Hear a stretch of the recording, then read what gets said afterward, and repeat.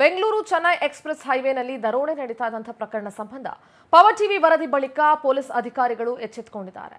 ಸೂಕ್ತ ತನಿಖೆ ನಡೆಸಿ ಅಂತ ಡಿಜಿಐಜಿಪಿ ಸಲೀಂ ಆದೇಶವನ್ನ ಹೊರಡಿಸಿದ್ದಾರೆ. ಪವರ್ ಟಿವಿ ಈ ಬೆಂಗಳೂರು ಚೆನ್ನೈ ಎಕ್ಸ್‌ಪ್ರೆಸ್ ಹೈವೇನಲ್ಲಿ ದರೋಡೆ ನಡೀತಾ ಇದ್ರ ಬಗ್ಗೆ ಸುದ್ದಿಯನ್ನ ಪ್ರಸಾರ ಮಾಡಿತ್ತು. ಪವರ್ ಟಿವಿಯ ವರದಿ ಬಳಿಕ ಪೊಲೀಸ್ ಅಧಿಕಾರಿಗಳು ಎಚ್ಚೆತ್ತುಕೊಂಡಿದ್ದಾರೆ.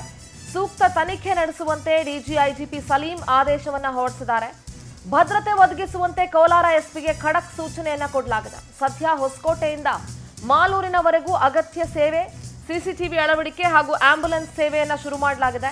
ಕಿಲೋಮೀಟರ್ ಒಂದು ಸಿಸಿಟಿವಿಯನ್ನ ಹಾಕಲಾಗಿದೆ, ಕಟ್ಟೆಚ್ಚರ ವಹಿಸಲಾಗಿದೆ. ಒಟ್ಟು 31 ಸಿಸಿಟಿವಿಯನ್ನ ಅಳವಡಿಸಲಾಗಿದೆ. 5 ಆಂಬ್ಯುಲೆನ್ಸ್ಗಳನ್ನ ಎಮರ್ಜೆನ್ಸಿಗೆ ಅಂತ ಅಲ್ಲಿ ನಿಯೋಜಿಸಲಾಗಿದೆ.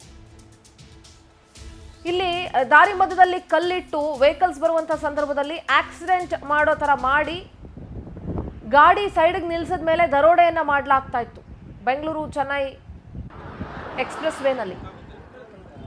ಇದರಿಂದ ಸಾಕಷ್ಟು ಜನ ಗಾಯಾಳುಗಳಾಗಿದ್ರು, ಸಾಕಷ್ಟು ಜನ ಪ್ರಾಣ ಕಳ್ಕೊಂಡಿದ್ರು. ಆಕ್ಸಿಡೆಂಟ್ನ ತೀವ್ರತೆಗೆ ಇಂತಹ ಕೆಲಸಗಳನ್ನ ಮಾಡಿ ರಾಬರಿಯನ್ನ ಮಾಡಲಾಗ್ತಾ ಇತ್ತು. ಈಗ ಸಲೀಂ ಖಡಕ್ ಆದೇಶವನ್ನ ಕೊಟ್ಟಿದ್ದಾರೆ. ಡಿಜಿಐಜಿಪಿ ಸೂಕ್ತ ಭದ್ರತೆಯನ್ನ ನೀಡಬೇಕು ಅಂತ ಹೇಳಿ. ಕಂಪ್ಲೇಂಟ್ ಹೋಗಿ ಈಗ ಡಿಜಿಪಿ ಸಾಹೇಬ್ರು ಕಂಪ್ಲೇಂಟ್ ಕೊಟ್ಟಿವಿ ಇದ್ರ ಬಗ್ಗೆ, ಈ ದರೋಡೆ ಗ್ಯಾಂಗ್ ಬಗ್ಗೆ ಹೈವೇನಲ್ಲಿ ನಡೀತಾ ಇದೆ ಅಂತ. ಮತ್ತೆ ಆ ವಿಡಿಯೋ ಎಲ್ಲ ವೈರಲ್ ಆಯಿತು. ಅದಾದ್ಮೇಲೆ ಇಮಿಡಿಯೇಟ್ ಡಿಜಿಪಿ ಸಾಹೇಬರು ಆದೇಶ ಕೊಟ್ಟಿದ್ದಾರೆ ಕೋಲಾರ SP ನಿಖಿಲ್ ಸಾಹೇಬ್ರಿಗೆ. ಅವರು ನಿನ್ನೆ ನನಗೆ ಫೋನ್ ಮಾಡಿದರು. ಈ ಮಾಲೂರು ಇನ್ಸ್ಪೆಕ್ಟರ್ ವಸಂತ್ ಕುಮಾರ್ ಅಂತ ಇದ್ದಾರೆ, ಅವರು ಫೋನ್ ಮಾಡಿದರು, ಬನ್ನಿ ಸರ್ ಅಂತ. ನಾನು ಹೋಗಿ ಇನ್ಸ್ಪೆಕ್ಷನ್ ಮಾಡೋಕ್ಕೆ ನಾನು ಮತ್ತು ನಮ್ಮ ಅಡ್ವೊಕೇಟ್ ಟೀಮ್ ಎಲ್ಲ ಹೋಗಿದ್ದೀವಿ ನಿನ್ನೆ ಮಧ್ಯಾಹ್ನ. ಅಲ್ಲಿ ಹೋಗಿ ನೋಡಿದ್ರೆ ಎಲ್ಲ ಫುಲ್ ಒಂದೊಂದು ಕಿಲೋಮೀಟ್ರಿಗೆ ಒಂದೊಂದು ಕ್ಯಾಮ್ರಾ ಫಿಕ್ಸ್ CCTV ಇನ್ಸ್ಟಾಲ್ ಮಾಡಿದ್ದಾರೆ.